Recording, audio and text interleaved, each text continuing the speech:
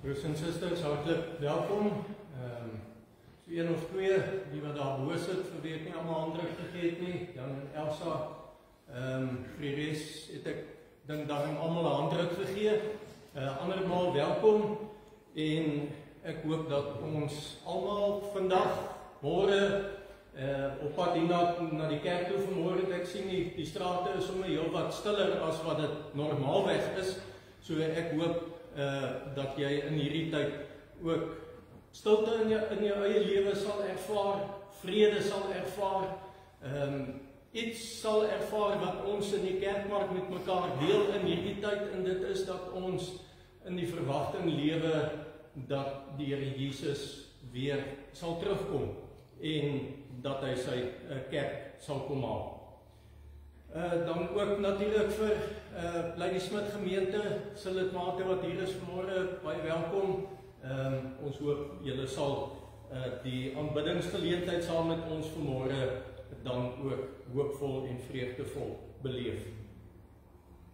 Net wat ons aankondigings aanbetref, ek gaan nie enige iets pertinent sê nie, behalwe dat volgende week dan het ons Kersangdiens. En dan vir almal wat bygedra het met Vrydag aand se nageregverkope, baie dankie daarvoor. En dan al die name wat op ons gebedslys is, maar in besonder vir Hendrina en dan ook vir Tinkie, wat op die oomblik in die hospitaal is en wat wag om te sien of sy dalk geopereer gaan word. En dan die verjaarsdae wat in hierdie week gaan plaasvind, baie geluk aan al die lidmate ook, en dan maar net die laaste bladsy wat ons kerkkantoor besonderhede aanbetref. Vir Danskra lidmate, ek sal môre en Dinsdag sal ek nie hier wees nie, ek gaan gou Pretoria toe. So as daar dalk miskien enige iets voorval of iets gebeur, ek gaan net so 2 dae wat ek dan gaan weg wees. Vanmôre is ons by die 2de Adventsondag. En wanneer ons Advent vier, dan is dit die kerk wat in verwagting lewe, dat Jesus weer sal kom. Die eerste koms het plaasgevind. Met die eerste koms het die Here Jesus sy hart vir ons op die tafel kom plaas. Vir ons kom wys hoe liefde lyk. Vir ons kom wys dat hy werklik vir ons omgee, en ook dat hy dan, wanneer ons later in die feeshelfte van die jaar inbeweeg, dat hy ook sy lewe vir sy kerk afgelê.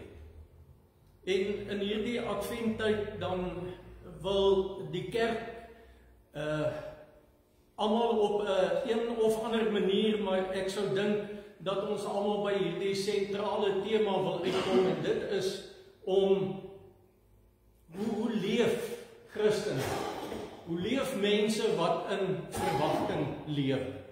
Hoe lyk Christene se lewe in die aanloop totdat die Here Jesus terugkom? En vir ons, net ons eie manier van hoe ons iets daarvan wil bekend maak, wil ek net vir Adriaan vra, net vir ons 2 kerse te kom aansteek, asseblief.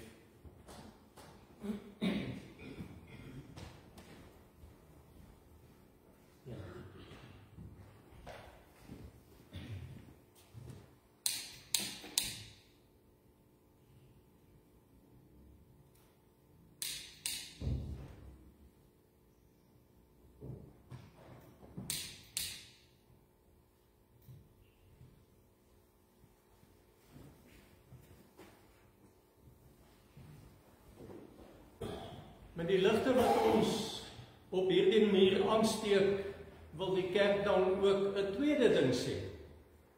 En dit is dat ons lewe nie in ons eie lig nie.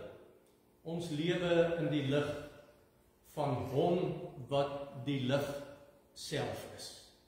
En terwyl ons so sit, kom ons buig die hoofde, ons bid saam, vra dat die Here ons in hierdie oomblikke sal seën,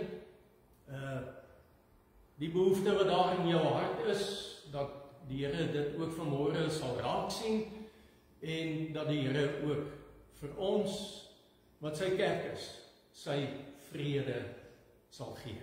Ons bid saam.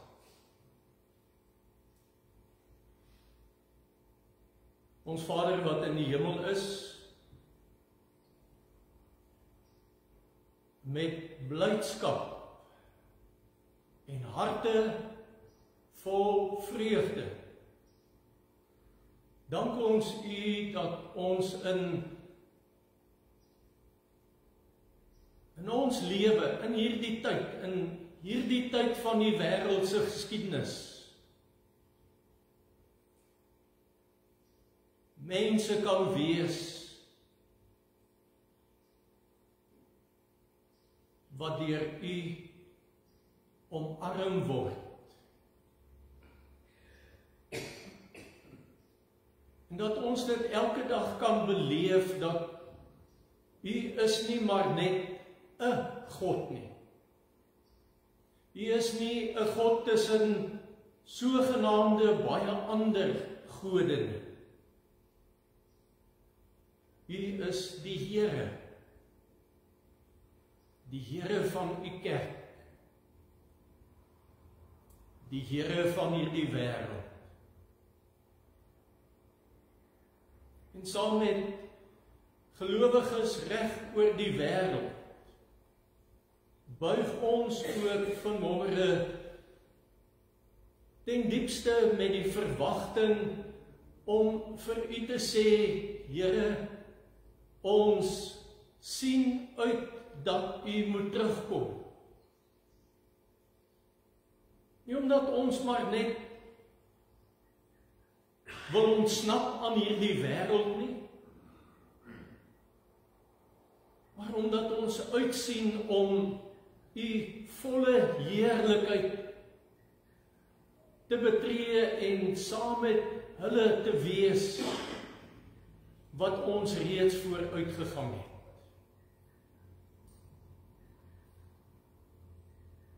Maar dis ook wanneer ons vir onsself bid, Here, dat ons vir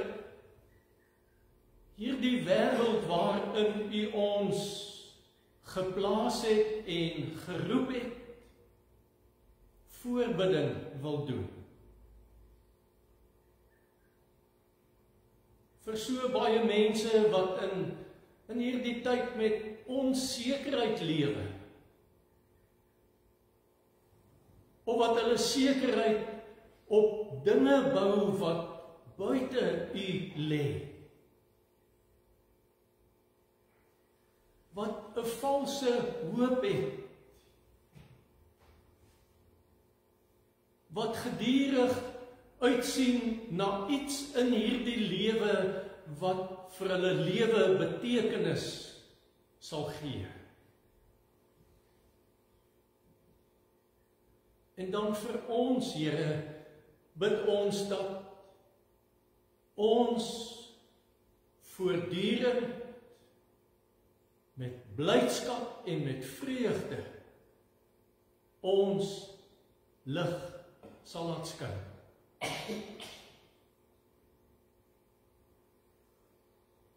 Vir hierdie paar oomblikke wat ons as gemeentes, as gelowiges het om saam in U teenwoordigheid te wees, bid ons dat U ons in hierdie oomblikke sal seën.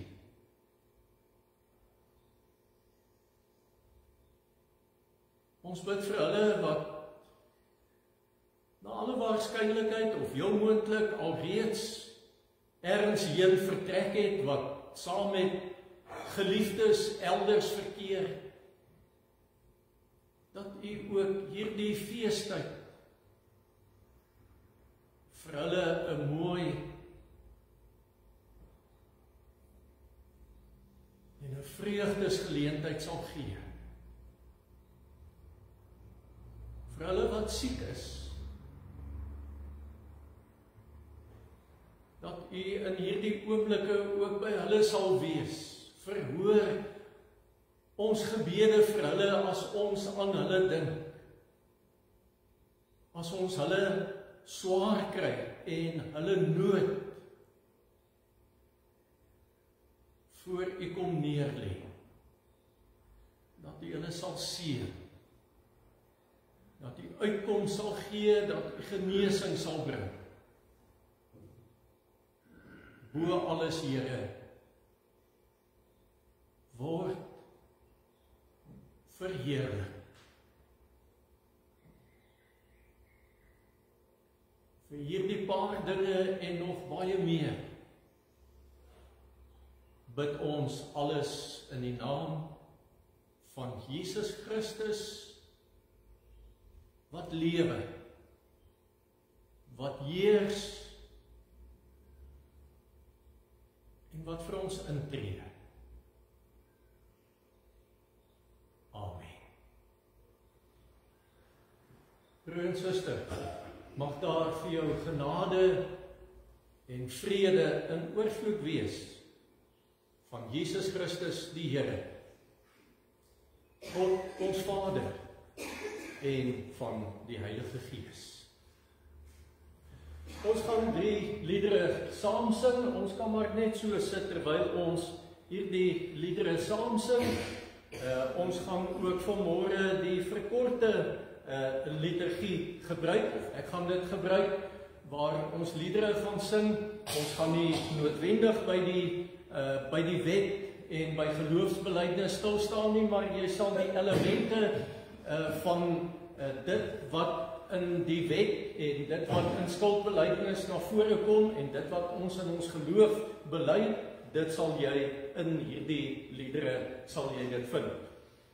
Een van die liedere sal julle sien, wanneer daar aangedui word dat dit net die dames is, ja, dan is dit net die dames wat sing, en so is daar ook ergens by een van die liedere is waar die manne ook hulle beurt gaan kry. En die derde lied wat ons gaan sing, is eintlik 'n lied wat meer na binne gesing word, want dit is 'n lied wat eintlik maar gebruik word om te bid, maar dat daardie gebed dan in 'n liedvorm gebruik gaan word.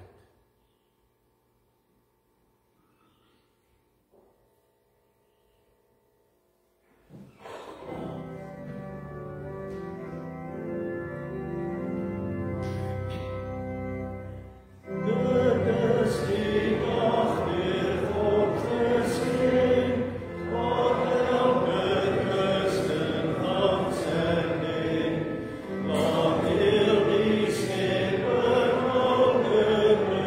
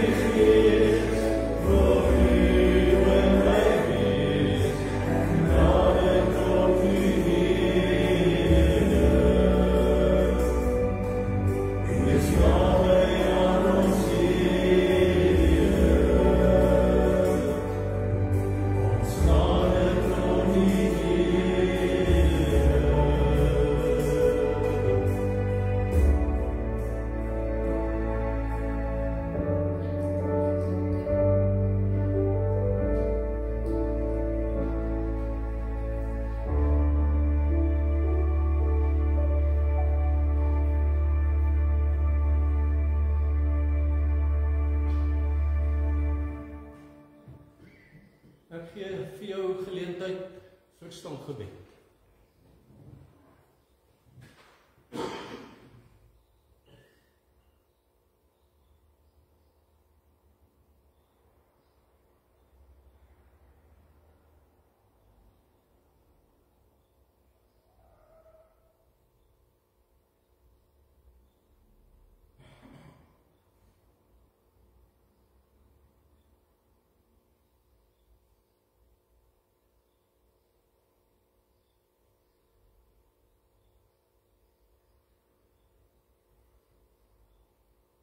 Amen.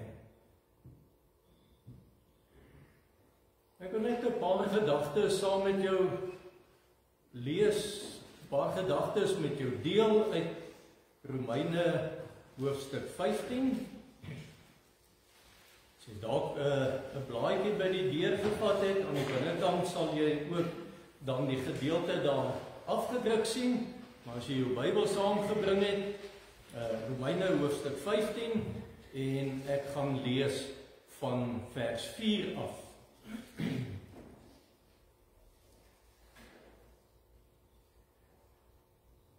Hoofstuk 14 en hoofstuk 15, eintlik laat ek dalk miskien net so 'n stukkie vorentoe gaan. Paulus, wanneer hy Romeine skryf, dan val die boek in twee groot gedeeltes uiteen. Hoofstuk 1 tot en met hoofstuk 11 gaan of hanteer Paulus in 'n groot mate die teorie van geloof. Wanneer hy praat oor die sonde van die mens, Romeine 3 vers 23, almal het gesondig en dit ontbreek hulle aan die heerlikheid van God, en dat hy dan daarmee saam ook die hele gedagte van genade wil uitwerk, dat die enigste manier ons weer in die regte verhouding met die Here kan kom is wanneer dit in dit wat Christus gedoen het, wanneer ons dit in geloof vir onsself neem en vir onsself toeëien.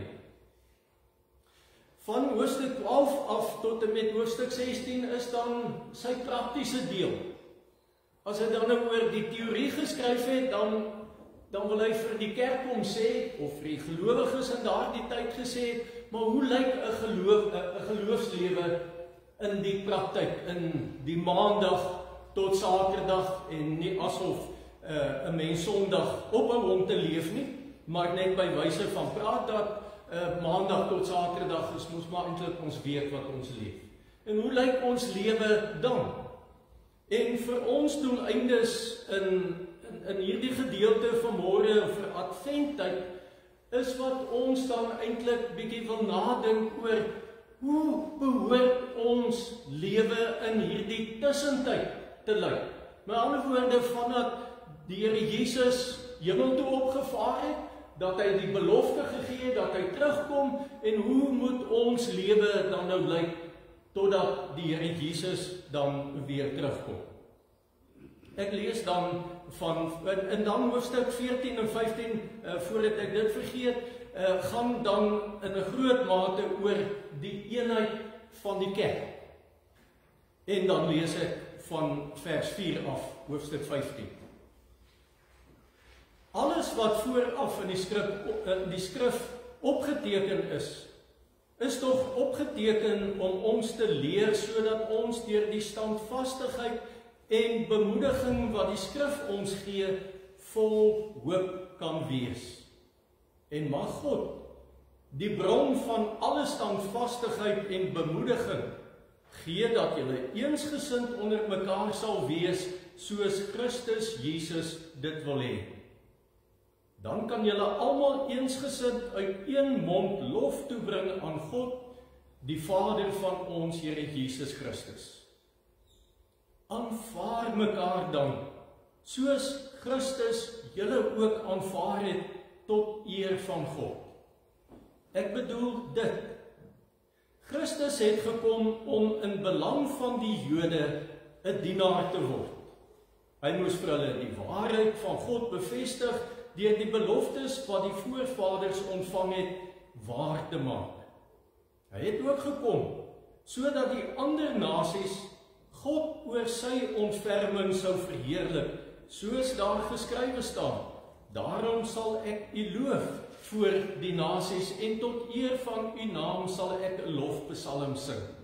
En elders lui dit, verbly julle ander nasies saam met sy volk en prys die Here alle nasies, loof hom alle volke. En Jesaja sê ook, Isaïe sal 'n nakomeling hê en hy sal opstaan om die nasies te regeer, op hom sal die nasies hulle hoop vestig. Mag God, die bron van hoop, julle deur julle geloof met alle vreugde en vrede vervul, sodat julle hoop al hoe sterker kan word deur die krag van die Heilige Gees.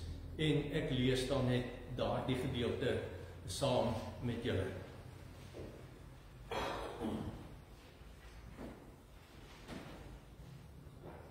Vir myself, en dalk is dit 'n vraag wat ek dan nou met jou deel, waaroor jy dalk miskien ook maar in jou eie lewe oor kan nadink. 'n gedagte of 'n vraag wat ek vermoed wat ook heel partykeer hier aan die einde van die jaar by 31 Desember gevra word, wanneer mens oor jou lewe nadink, wanneer mens oor hierdie jaar nadink. Ek vermoed baie van ons mense, dalk is daar van julle wat reeds met hierdie proses besig is. Dalk nie so veel met die proses besig is nie, maar wat dalk ergens al gesê het 2025 kan maar klaar kry. Daar was genoeg van sy moeilikheid en sy probleme en al die verwagtinge wat daar was, en dinge wat oor 'n mens se lewe gekom het waarvoor 'n mens nou nie altyd gevra het nie. En wat dan baie keer maak dat 'n mens dan die soort van uitspraak maak om te sê, die jaar kan nou maar klaar maak. En dan vermoed ek dat wanneer 'n mens so by die einde van die jaar en dan hier in Adventtyd nadink, dat 'n mens dalk miskien hierdie vraag vir jouself kan vra en daarmee deurlopend in jou lewe mee kan besig wees. Naamlik, wat hoop ek en jy? Wat hoop die mens? Wat hoop die Here se kerk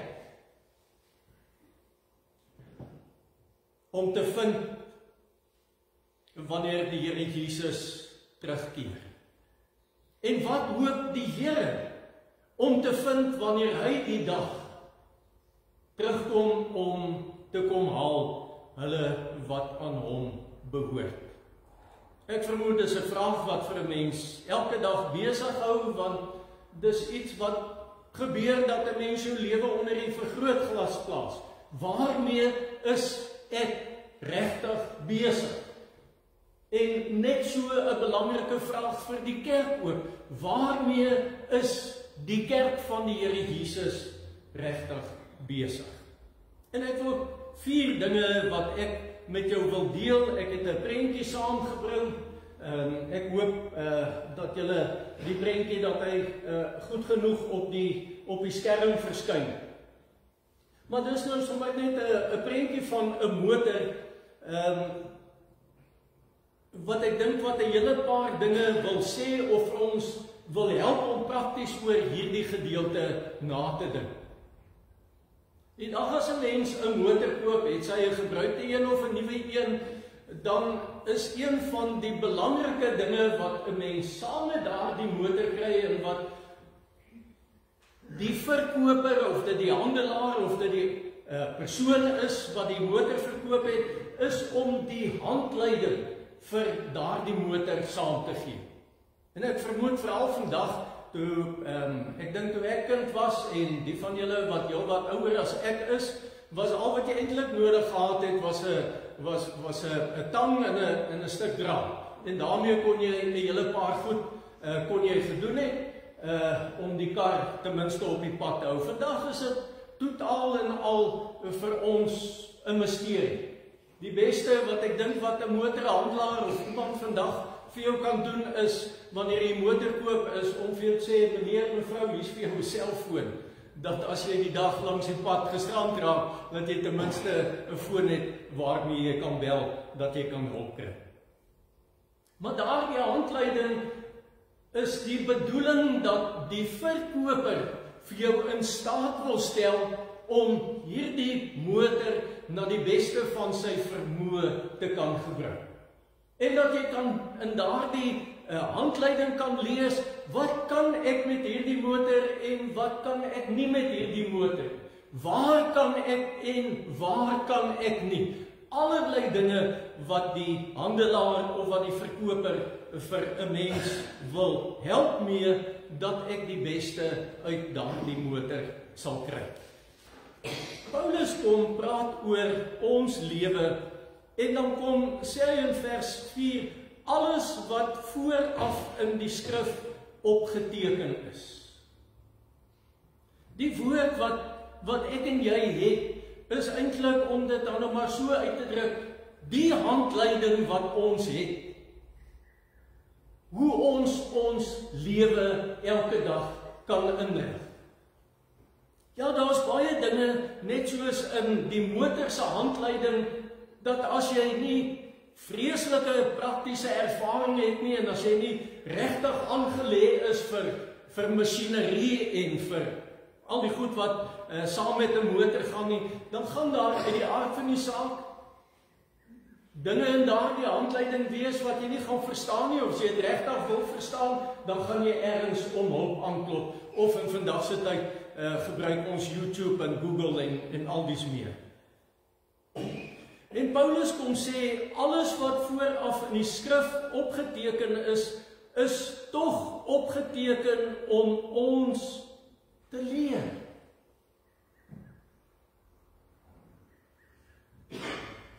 Die woord wat deur eeue vir ons, wat in hierdie tyd geleef van die wêreldse geskiedenis lewe, is deur die goedheid en die grootheid van die Here en die genade van die Here vir ons in bewaring gehou, sodat ons kan leer, kan lees wat die Here se bedoeling vir ons lewe is.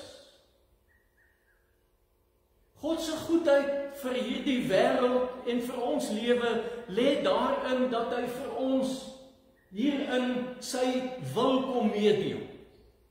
En as ek en jy wil weet wat die Here vir ons wil sê en hoe ons moet leef en hoe ons lewe moet inrig, dan is dit die boek wat ons moet lees. En daarin sal ons al die antwoorde wat ons nodig het om te vind en hoe ons as kerk moet leef en hoe ons eie lewens moet inrig, sal ons in God se woord raak. Ja, in die aard van die saak is daar gedeeltes in die Bybel wat vir 'n mens, noem dit so, maar effens vreemd is. Want daar is allerlei dinge wat 'n mens oor moet gaan nadink of in berekening moet bring. Tradisies.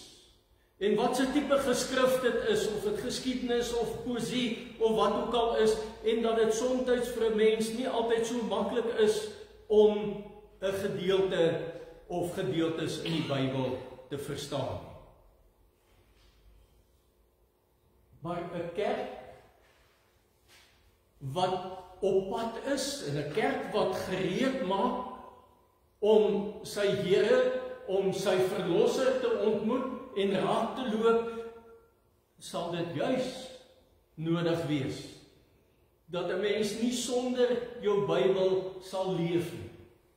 En dat dit wat in die skrifte vir ons opgeteken is, juis die bedoeling het dat ons as kerk se lewe beter sal wees.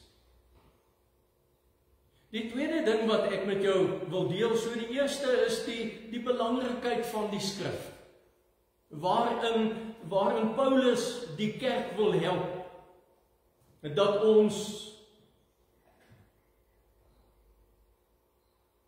eenheid in Christus sal ontdek.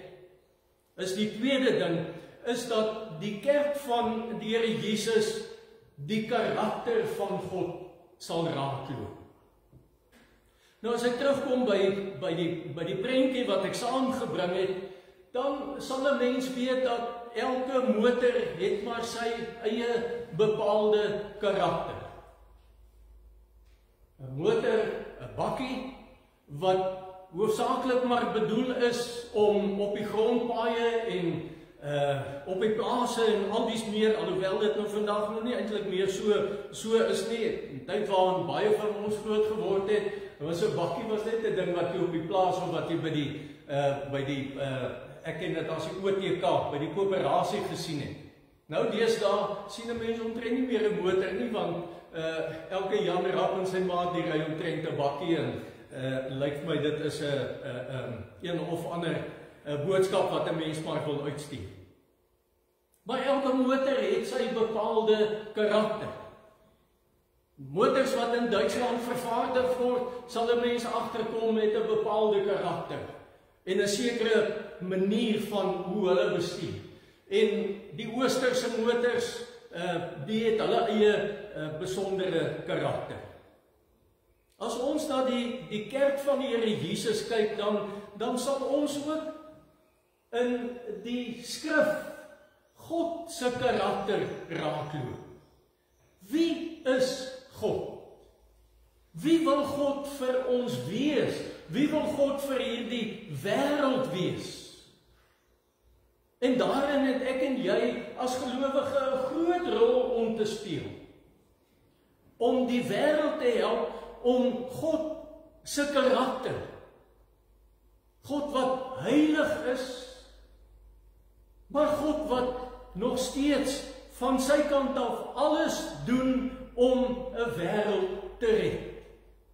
En die een ding wat ons in ons eie lewens vir ons moet sê en wat ons vir die wêreld moet sê is dat Christus het een keer na hierdie wêreld toe gekom. Met die bedoeling om eendag weer te kom. Hy gaan nie weer kom soos wat ons dit op 25 Desember herdenk. Wanneer hy weer gaan kom, dan is dit om alles nuut te maak. En deel van God se karakter is dat hy sonde nie kan verduur of sonde kan verdra nie. Deel van God se karakter is dat mense God se hart sal leer ken, dat God is lief vir mense. En iemand het dit eendag baie mooi gesê, wanneer hy sê God is in die lewegewende besigheid. Wanneer ons mense in die wêreld sonder dat 'n mens 'n veroordeling teenoor enige iemand staan, maar wanneer ons in die wêreld beweeg, sal ons die ongelowiges raakloop. Dalk werk jy saam met hulle, dalk bly jy langs hulle, dalk doen jy inkopies saam met hulle. Dalk het jy onlangs ergens by 'n plek gekuier waar hulle ook hulle karakter na vore gebring het. Paulus wil kom sê in hierdie gedeelte, die karakter van God is dat ons uit God se karakter sal lewe. Hoekom? Hoekom is dit so belangrik dat ons uit God se karakter, sy liefde, sy genade, sy vrede sal leef? Omdat die wêreld dit nodig het. Dis waartoe ons geroep is. Dis ons hoogste roeping. En waaraan ons uiteindelik gehoorsaam aan moet wees, is om hierdie boodskap na 'n wêreld toe uit te straal. Hierdie belangrikheid of hierdie eenheid wat Paulus oor praat in hierdie gedeelte is so geweldig belangrik.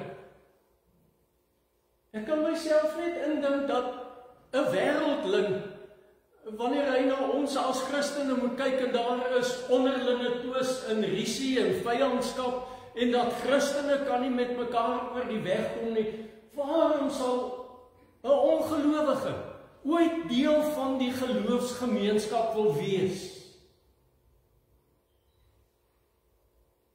As ons dit nie uitleef. Ek het al baie keer die aanhaling of die woorde van Gandhi gebruik. Gandhi was 'n Hindoe gewees. Maar Gandhi het gesê, ek sal baie graag 'n Christen wil wees, of wil word, maar na watter kerk toe moet ek gaan? En daarom het die kerk van die Here nodig dat ons uiteindelik uit een mond sal praat. Een van hart en een van sin sal wees. Die derde ding waarby Paulus onder andere in hierdie gedeelte by wil uitkom, is naamlik dat hy weer eens wil kom onderstreep, wat is Christus se werk vir die Jode en ook vir die nie-Jode. Terug by die voorbeeld van die motor. 'n Motormaatskappy, vermoed ek, of so lees ek in elk geval, spandeer duisende miljoene rande om 'n motor te ontwerp en 'n produk van so 'n aard bekend te stel, vry te stel, dat die mens met groot vrug van daardie motor sal gebruik maak. En dat hy kan vervoer word van punt A af na punt B. Nou daarmee wil ek glad nie kom vergelyk of kom sê dat Christus soos 'n motor is nie. Maar as ons in adventtyd nadink oor Christus wat na hierdie wêreld toe gekom het, ek probeer so baie keer in my lewe dink, hoe lank het dit die Here Jesus geneem? Na alle waarskynlikheid 'n gesprek wat hy en die Vader gehad het, is dat jy moet na die wêreld toe gaan. En jy moet jou lewe uiteindelik vir hierdie wêreld waar dinge skeef geloop het, moet jy jou lewe gaan gee. Die Bybel gee nie vir ons 'n aanduiding daaroor nie. Ons weet maar net uiteindelik, die Bybel sê vir ons, Christus het in gehoorsaamheid na hierdie wêreld toe gekom. En daarmee met sy gehoorsaamheid het hy God se heerlikheid kon demonstreer. Maar wanneer 'n motormaatskappy 'n motor ontwerp, ja, dan is daar bepaalde modelle of bepaalde motors wat net vir 'n sekere klas mense bedoel sal wees. Ek na alle waarskynlikheid sal so graag wat ek wil in my lewe nooit 'n Porsche besit nie. Want die ding is gewoon net te duur en vir my eie doeleindes sal hy net nie bruikbaar wees nie. Maar daar is baie motors wat hierdie mense ontwerp sodat dit deur die grootste gros van mense dat dit vir hulle moontlik sal wees om 'n motor te kan besit en dat hulle van punt A na punt B kan reis. Die Here Jesus het nie net vir 'n bepaalde groep mense gekom nie.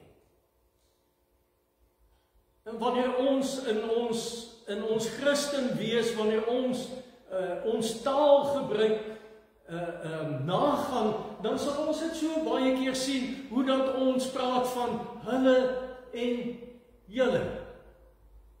Wanneer ons onsself baie keer in 'n bepaalde kategorie plaas, en ander mense in 'n ander kategorie plaas. As God oor die mens dink, dan dink hy oor mense wat hy gemaak het. Dan is elke mens vir God belangrik. En wanneer ons as kerk nadink daaroor dat die Here Jesus gaan weerkom, ja, 25 Desember herdenk ons sy eerste koms na hierdie wêreld. Maar as hy weer gaan kom, wie gaan hy dan vind wat gereed is?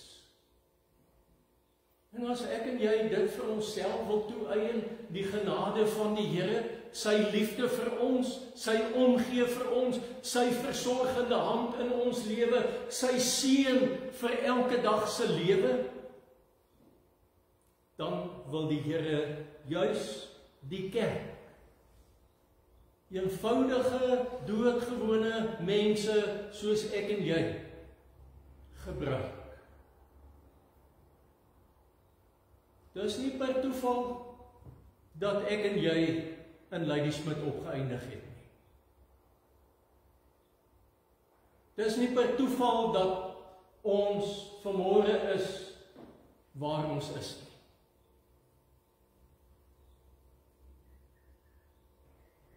God se hand is in ons lewe aanwesig.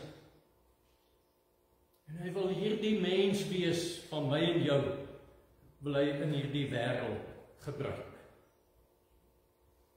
Die laaste ding wat ek met jou wil deel uit hierdie gedeelte, is naamlik hierdie een ding wat ek en jy het. Hierdie een ding wat ons ontvang het, hierdie een ding wat, ek wil byna sê, dit was ook ergens vir ons in 'n geskenkboksie toegesluit, dat die dag toe ek by die kersboom gaan staan het, en dis maar net 'n beeld om daarmee te sê, die dag toe ek ontdek en raak sien en beleef dat Jesus ook vir my gesterf het, het ek ontdek, hier is vir my 'n geskenk. Iets wat ek gekry het, sonder dat ek dit verdien. En dis die hele saak van hoop, wat ek en jy het. Hoeveel mense is daar, wat hooploos vandag lewe? Dat môre is vir hom donker. As hy kon wens, dan sou hy dalk miskien eerder sê, ek wens dat ek nie by môre sal uitkom nie. Dalk is daar mense wat sê, ek hoop 2026 breek nie vir my aan nie. Vir die Christen is dit iets anders. Dis hoop wat in ons geplaas is. Dis 'n genadegawe waaruit die kerk van die Here elke dag lewe. Terug by die prentjie.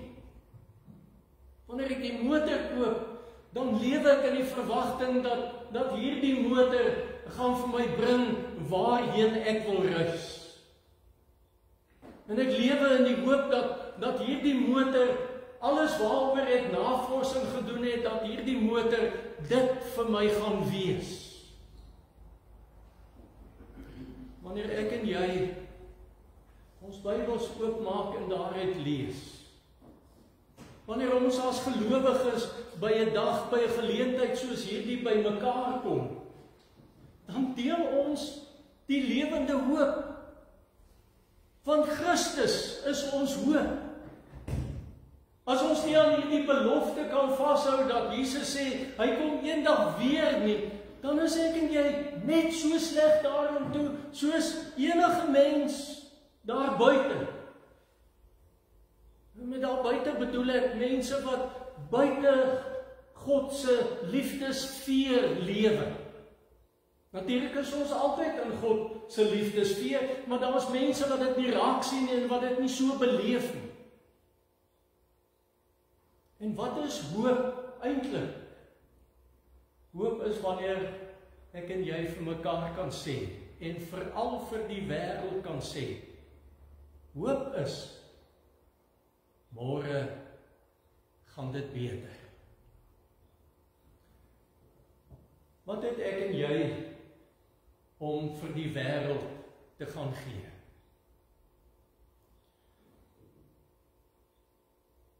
As die woord maar net bedoel is, dat ons maar net enkele ou versies vir ons lewe sal neem, dan is ek en jy uiteindelik, dink ek maar, ook maar net so sleg daarin toe. As ons in ons lewe nie by die werklike karakter van God kan uitkom, en hoe hy oor ons dink, en hoe hy oor ons voel, en wie hy is nie, dan dink ek dalk miskien, gaan herbesin oor my lewe en my verhouding met die Here. So ek en jy dalk môre, oormôre, as ons lewe volgende jaar, en as ons verby mense kyk, oor mense kyk, deur mense kyk, asof hulle nie bestaan nie, asof hulle nie belangrik is nie, moet ons dalk herbesin. En as hy dalk vanmôre self hooploos is, dan is Kersfees die tyd om weer daardie ontdekking te maak.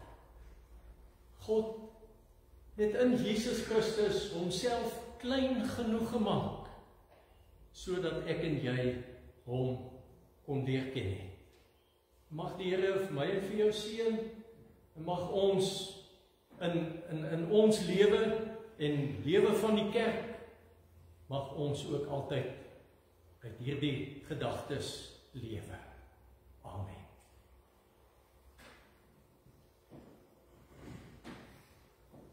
Here, dankie dat die woord maar altyd net weer en weer wil kom onderstreep. U is die gans andere. Daar is niemand soos u nie, en daar is niemand wat met u vergelyk kan word nie.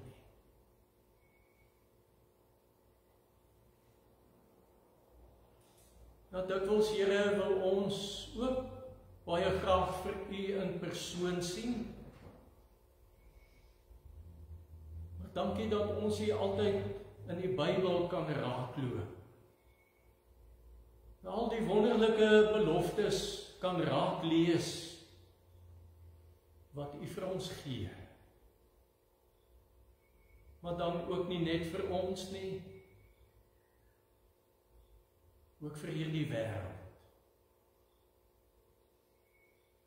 En ons lewe met hoop, Here, omdat ons ook maar op 'n stadium wêreldlinge was.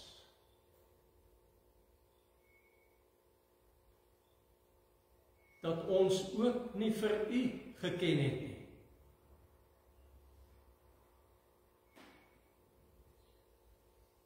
Maar omdat ons nuwe lewe in u ontdek het en raak geloop het en elke dag beleef, daarom is ons vervul met hoop. U het die mens wat na u vra nog nooit verbygegaan nie. Want u oor is nie te doof om te hoor nie. En u arm nie te kort om te help nie. Seën vir ons vandag, ook in hierdie wonderlike feestyd van Advent, van vreugde, van samesyn, van uitkyk om saam met familie of vriende tyd te spandeer. Mag die kerk die vreugde op so 'n manier beleef,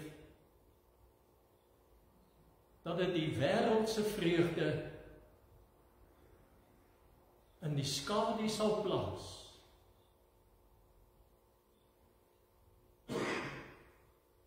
En dit 'n wêreld sal wees wat vra na u. In Jesus se naam bid ons dit. Amen. Ons sluit af met ons laaste lied.